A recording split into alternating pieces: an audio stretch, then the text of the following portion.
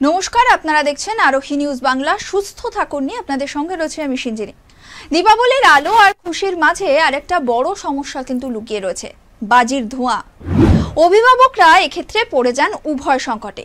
একদিকে আপনারা শিশুকে বারণও করতে পারেন না, আনন্দ থেকে বঞ্চিত করতে পারেন না, আবার বাজির ধোঁয়ায় শিশুর ফুসফুসও নাজেহাল হয়ে যায়। কি করবেন?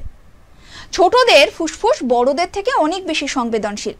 ধোঁয়ায় থাকা ক্ষতিকর গ্যাসগুলো তাদের শ্বাসনালীতে ঢুকে শ্বাসকষ্ট, হাঁপানি বা অ্যাজমার মতো সমস্যা তৈরি করে। তাই এই উৎসবের সময় একটু বাড়তি সতর্কতা, সাবধানতা আমাদের সবার জন্য জরুরি। আচ্ছা, আপনি কি জানেন ভোরবেলা আর সন্ধ্যায় বাজির ধোঁয়ার ঘনত্ব সবচেয়ে বেশি হয়? কারণ তখন বাতাসে এই বিষাক্ত গ্যাসগুলো মাটির কাছাকাছি জমে থাকে। তাই ভোরবেলা 6টা থেকে 9টা আর সন্ধ্যা 5টা থেকে 8টার মধ্যে বাইরে না বের হওয়াই ভালো। ঘর সংরক্ষণ করতে হবে।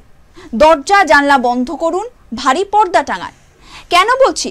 আপনি হয়তো ভাবছেন ধোঁয়া তো বাইরে থাকে, সেটা ঘরে কিভাবে ঢুকবে?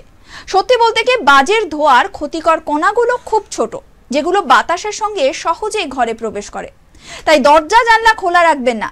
ঘরের জানলায় ভারী এবং মোটা পর্দা ঝুলিয়ে দিন, যেন ধোঁয়া ঢোকার পথ একেবারে বন্ধ হয়ে যায়।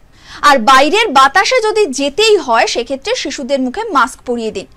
যে কোনো সাধারণ মাস্ক নয়, তাদেরকে আরামদায়ক মাস্ক বেছে নিতে দিন। বাচ্চারা যেটা পছন্দ করবে আর খুলবে না এমন মাস্কই দিন।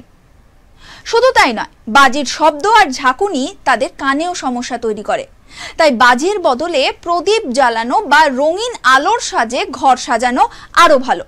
কেমন হবে মনে করে দেখুন তো, যখন ঘর আলো ঝলমলে এবং চারপাশ শান্ত থাকবে এবং শিশুরাও নিরাপদে খেলতে পারবে।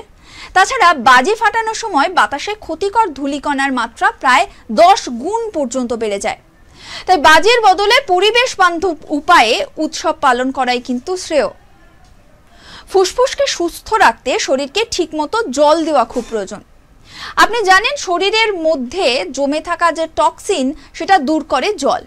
তাই শিশুকে দিনে অন্তত 6 থেকে 8 গ্লাস জল খাওয়ান। সঙ্গে ভিটামিন সি সমৃদ্ধ ফল খাওয়ানো খুব জরুরি। লেবু, কমলা, আমলকি, স্ট্রবেরি এগুলো শিশুর রোগ প্রতিরোধ ক্ষমতা বাড়ায়। আপনি হয়তো ভাবছেন আমার বাচ্চা এসব ফল খেতেই চাইবে না, তাহলে কি করবেন? চেষ্টা করুন ফলের জুস বা স্মুদি বানিয়ে দিতে, যাতে করে বাচ্চারা সেটা সহজেই খেতে পারে। ফুসফুসকে ভালো রাখার আরেকটা উপায় হলো প্রাণায়াম আর শ্বাস প্রশ্বাসের ব্যায়াম। প্রাণায়াম আর শ্বাস প্রশ্বাসের ব্যায়াম শিখুন এবং শেখান। প্রাণায়াম মানে হলো শ্বাস নিয়ন্ত্রণের ব্যায়াম।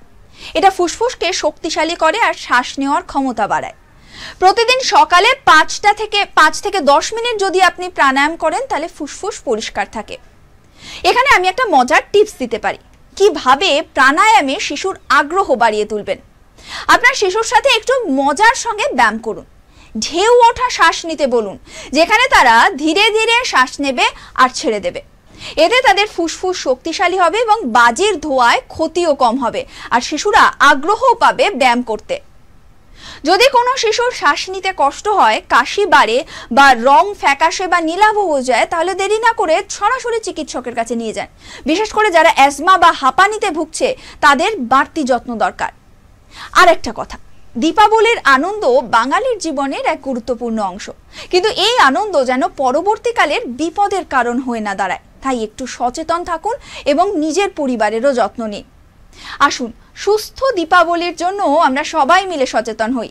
দীপাবলির সময় আমরা সবাই চাই আনন্দ করতে, আর শিশুরাও যেন স্বাস্থ্যকর থাকে, সেটাও আমরা চাই।